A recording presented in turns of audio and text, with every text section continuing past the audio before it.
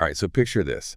You're sitting down to a really great meal, but this time you know that what you're eating could actually help you avoid some common health issues. Interesting. And we're talking specifically about prostate health today. Oh, okay. We're going to be diving into two fascinating studies that suggest that what you eat might play a surprisingly strong role in preventing something called benign prostatic hyperplasia. BPH. Or BPH. Yeah. You know, it is fascinating. We often think about diet and the benefits right now, like, oh, if I eat this, I'll get more energy, I'll lose weight, Right. stuff like that. But these studies really focus on the long-term impact that our food choices have, even on, something like BPH. Yeah. So let's start with the basics. I think there are a lot of people out there, a lot of men out there who it's maybe heard of BPH, where they're dealing with it, and maybe they don't even know it. So what exactly is BPH? So BPH, it's basically just an enlarged prostate. It's not cancerous. That's a really important thing to keep in mind. But it can lead to a lot of uncomfortable symptoms, especially for men over 50. Right.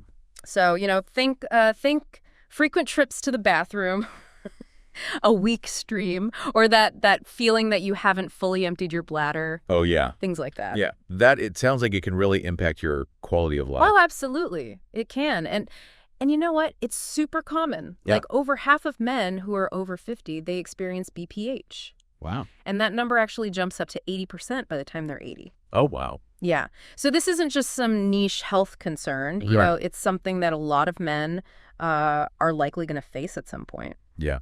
And that's why I think this research is so important, because if we can figure out, how to prevent this or manage BPH, just through some really simple changes like our diet, I mean, that's a huge win. Yeah, for sure.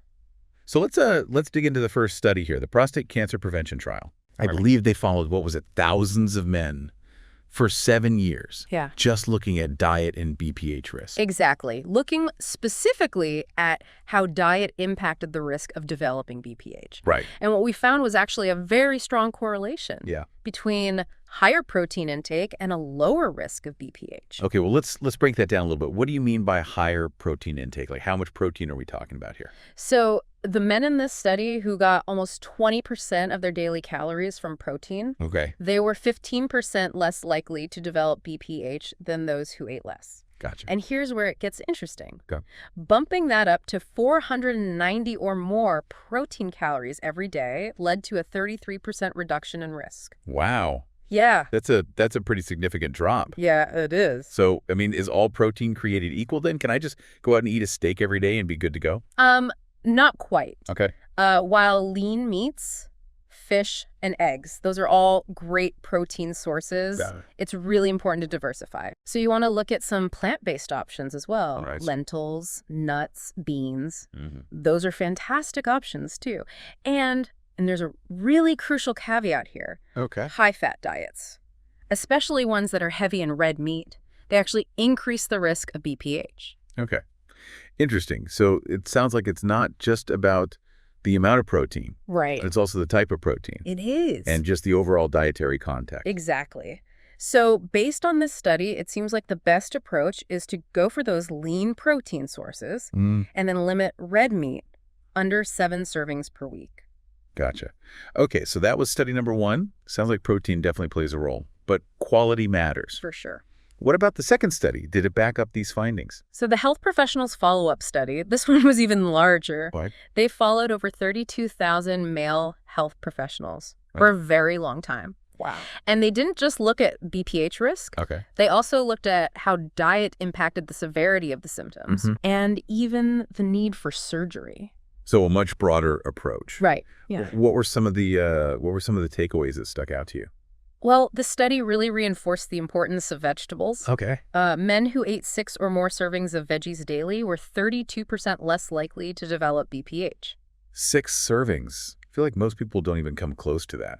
But is it just the quantity, Or are certain types of vegetables better than others? Yeah, there definitely seems to be a link between certain veggies and a healthy prostate. Okay. Cruciferous vegetables like broccoli and Brussels sprouts, Mm-hmm. they have sulforaphane, and it's a compound that's being studied for its potential to actually inhibit prostate cell growth. Interesting. Leafy greens, legumes, those are also great choices. Oh, okay. They're rich in beta-carotene, lutein, and vitamin C, and all of those have antioxidant properties, and those may protect against cellular damage. So it's not just about, getting any vegetable on your plate. It's about picking those that have the best benefits for your prostate. All right, well, this is really interesting stuff. What else did this study find? Right. And this study actually unearthed another link. Zinc intake from food, not supplements, Okay. was associated with a 32% lower risk of BPH. That's interesting. I always think of zinc in terms of immunity. How does it tie into prostate health? So zinc actually plays a role in a lot of different processes that are really relevant to prostate health, including hormone regulation and cell growth. So where can I find this prostate-protecting zinc? Are we talking about zinc supplements here? Well, supplements are definitely an option. This study focused on zinc from food. Okay. Oysters are actually a great source. They have a whopping 12 milligrams per serving. Oh, wow. But if oysters aren't your thing, pumpkin seeds are they're easier to eat, I guess, and they have about 8 milligrams per 100 grams. Okay, pumpkin seeds, I can get behind that. Yeah. Anything else in this study that surprised you? Anything completely out of left field? There was one finding from a smaller study. It was kind of nested within this larger study.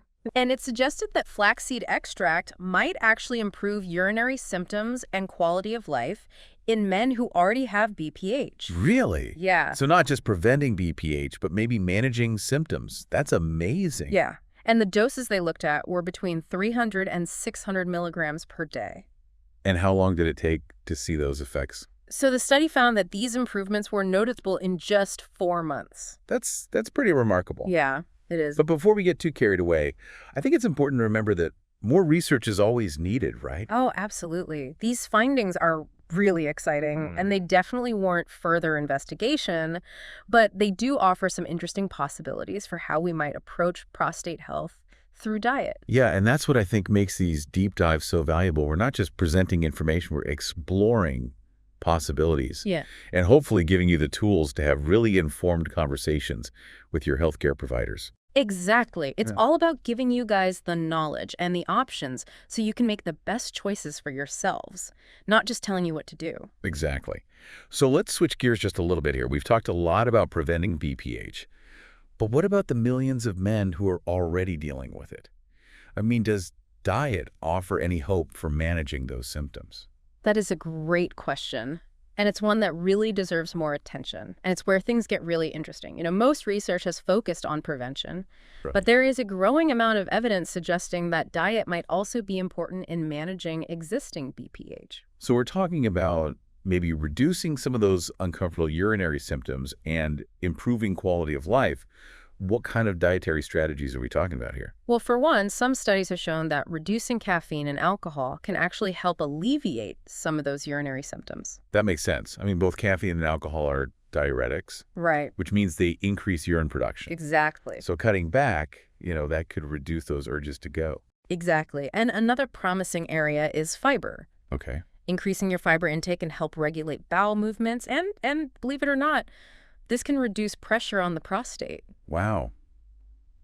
I wouldn't have immediately connected those two, but it makes sense when you think about the anatomy. Right. It just shows how interconnected our bodies are. Yeah. What we eat, it doesn't just impact one system. It can have effects throughout our entire body. So even though the research is still emerging, it sounds like there's real potential for diet, not only to prevent BPH, but also to help manage symptoms and improve the quality of life for men who are living with it. Absolutely. And I think that's a powerful message. It's not just about accepting BPH as like an inevitable part of aging. There might be things that we can do through our daily choices to take control of our health. Yeah, I love that. So let's kind of recap what we've learned today. We started by exploring just how common BPH is and the impact that it can have on men's lives. Then we looked at two really impressive studies that highlight the role of protein and vegetables in preventing this condition. We talked about the connection between the zinc from food and reduce BPH risk. And then we even touched on the potential of flaxseed extract to improve symptoms for men who already have BPH. Right, and we even touched on that emerging research that suggests that changes like reducing caffeine and alcohol and increasing fiber could actually help manage BPH symptoms. And throughout all this, I think the key takeaway is that knowledge is power. Yeah. The more that we understand about the link between what we eat and our prostate health, the more we can make informed choices. Absolutely. And that's what we're all about here. We're not just throwing information at you. We're giving you the tools to have these conversations with your healthcare providers and to really advocate for your own health. And that brings us to the end of our deep dive on diet and prostate health. You know, if you are looking to be more proactive about your prostate health, take what you learned today and talk to your doctor or a registered dietitian. Yeah, they can help you put together a plan that really meets your needs and your goals. Absolutely. And be sure to stay tuned to HealthyCast for more deep dives into all things health and wellness. Yes, we are dedicated to bringing you all the knowledge and resources that you need to live your healthiest life. Absolutely. And if you found today's deep dive helpful, we would love for you to subscribe to HealthyCast, give us a like, and let us know what you think in the comments. Yes, we love hearing from you. We appreciate you joining us. And until next time, stay curious and stay healthy.